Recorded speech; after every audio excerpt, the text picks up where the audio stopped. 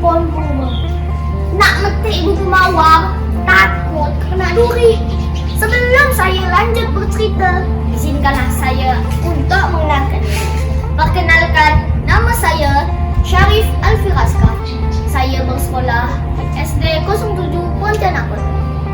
Kali ini saya akan membawakan cerita Riram dari Kalimantan Barat. Mau tahu nak? Ayo kesini. Alkisah. Pada zaman dahulu di desa Taman Dayak Kapuas, Kabupaten Kapuas Hulu, Kalimantan Barat, hiduplah seorang pemuda bernama Riram. Ia ini terkenal akan kebaikan. Tibalah pada musim paceklik yang dimana segala kebutuhan hidup sulit untuk didapatkan. Tibulah di benak ia untuk menangkap ikan di sungai Ontong-Ontong. Seperti yang kita ketahui, sungai Ontong-Ontong ini terkenal akan keangkeran. Setelah menyiapkan peralatannya seperti jala, kain, bubu, dan bukan, pergilah Riram menggunakan sampan.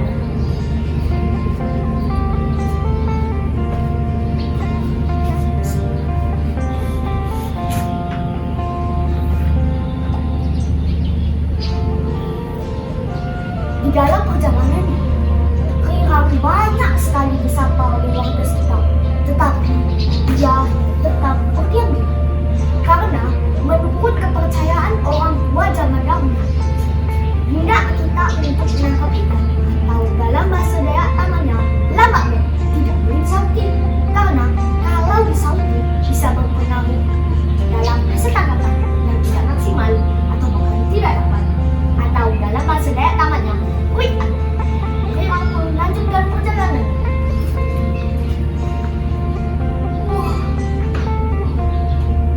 Tibalah Riram di sungai Ontong-Ontong.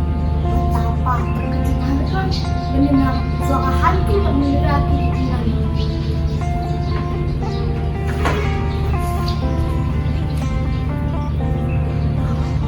Hei Riram, mau kemana kamu?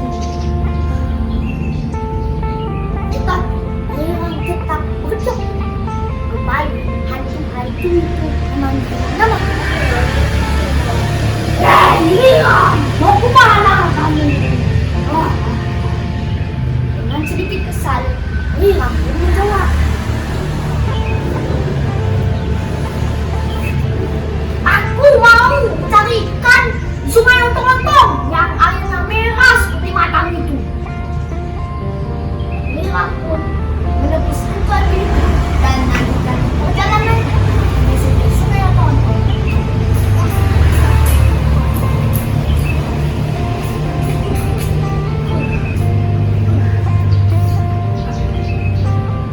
Tibalah Riram di sebuah pondok kecil oleh nenek buah. Nenek buah ini adalah jelmaan dari seekor kodok, namun suka menolong. Diceritakanlah apa yang terjadi dalam perjalanannya tadi, dan nenek buah pun berkata kepada Riram, sudah menjadi kewajibanmu, cucuku. Tenang saja, nenek akan membantumu. Riram pun menyiapkan peralatannya untuk menangkap ikan.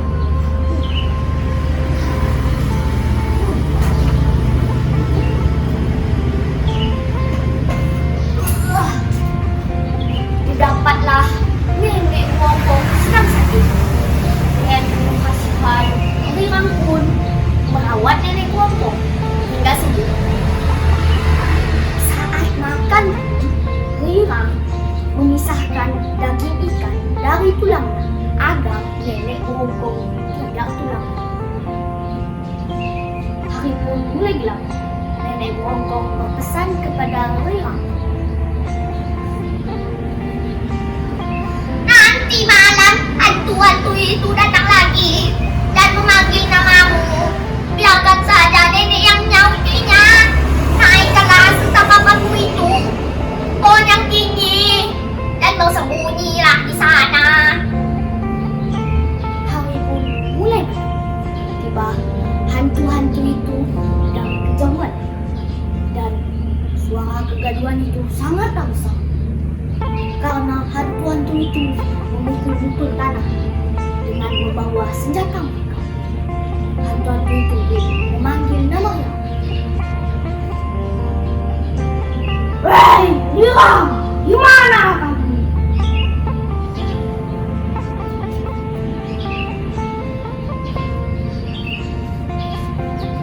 Oh!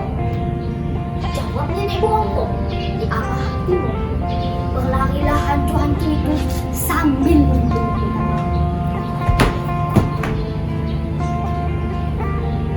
Tetapi Hirang tidak ia temukan. Kembali hantu-hantu itu memanggil namanya. Hei, Hirang!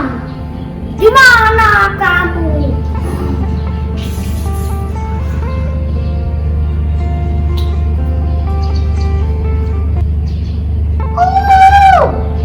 Jawab nenek bongkok di arah selatan. Berlarilah hantu-hantu itu sambil memukul-mukul tanah.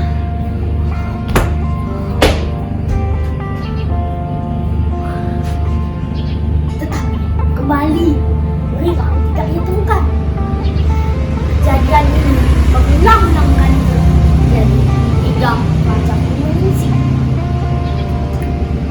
Karena gelap pagi, kembalilah hantu-hantu itu ke alam dan Hirang pun terbebas dari kejaran hantu-hantu itu. Hirang pun bergegas kembali ke kampung halamannya.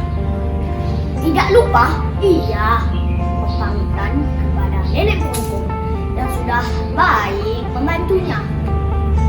Sesampai di kampungnya, ia membagi-bagikan hasil tangkapannya dan selebihnya ia menjual. Karena hasil penjualannya sangatlah banyak, Hirang pun menjadi orang kaya di kampung halamannya. Cerita mengenai Hirang yang menaklukkan sungai Ontong-Ontong pun terdengar oleh Hirang Sombong yang ada di kampung sebelah. Hirang Sombong ini kembalikan dari sifat Hirang baik. Hirang baik sifatnya penyayang, mulia, berhati rendah. Dan Hirang Sombong ini angkuh, iri hati, dan tidak menghadap. Dia tidak pernah mendengarkan apa kata orang dan egois. Hirang Sombong pun tanpa berlama-lama menuju Hirang baik dan menanyakan bagaimana cara menaklukkan sungai Ontong-Ontong yang terkena angker. Hirang baik hanya berkata kepada ia, jika ia ingin pergi ke sungai Ontong-Ontong, jangan lupa menemui nenek bongkok. Tanpa berpikir panjang, Hirang Sombong pun pergi ke sungai Ontong-Ontong.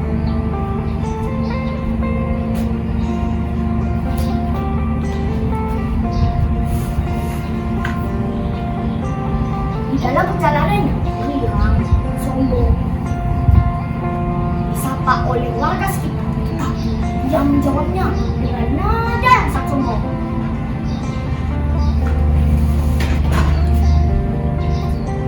Hirang Sombong!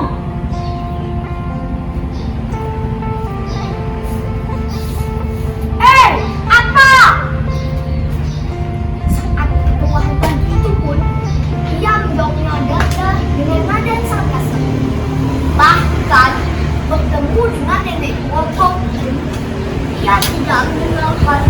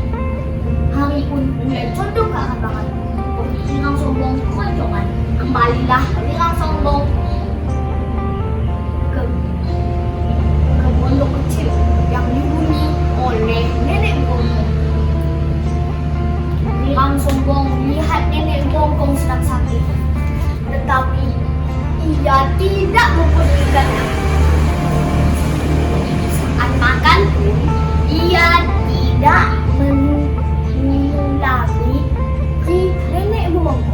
Akibatnya, nenek Wongkong ketulangan.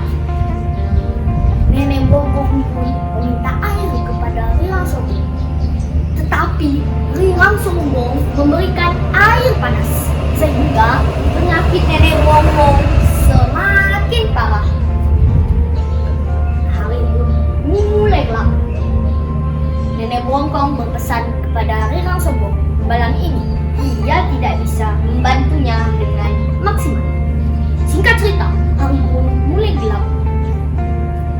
Tibalah hantu-hantu itu dengan kejauhan, mendengar kegaduhan hantu-hantu itu sambil memanggil nama Rirang Sombong. Hei, Rirang Sombong! Di mana kamu?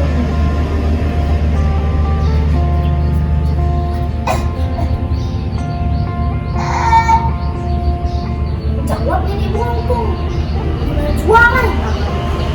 Tetapi hantu-hantu itu tidak mendengar suara nenek Wongkong. Kembali, hantu-hantu itu memanggil nama Rirang Sombong. Hei, Rirang Sombong, di mana kamu?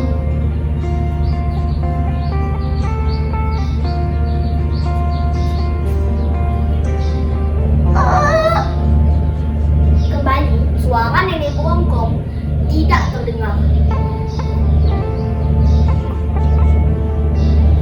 Rirang Sombong yang ada di atas pohon yang tinggi pun berkata kepada nenek Wongkong, Nenek Wongkong, usaha sedikit suara itu agar hantu-hantu itu bisa mendengarmu. Dengan demikian, Rirang Sombong pun diketahui di mana ia bersembunyi. Hantu-hantu itu pun memanjat pohon yang tinggi sambil menghajar Rirang Sombong hingga babak belur. Untung dicari, malah untung yang didapat. Rirang Sombong pun kembali ke kampung halamannya dengan hampa. Jadi, pesan moral yang ingin disampaikan dalam cerita ini adalah siapa yang menanam hal yang baik akan menuai hal yang baik. Dengan sebaliknya, ketika ia menanam hal yang buruk pula, akan menuai hal yang buruk pula. Jalan-jalan dari kampung nak ke kota, tak lupa singgah rumah Kak Titin. Sebelum kalaulah saya banyak salah kata, mohon maaf.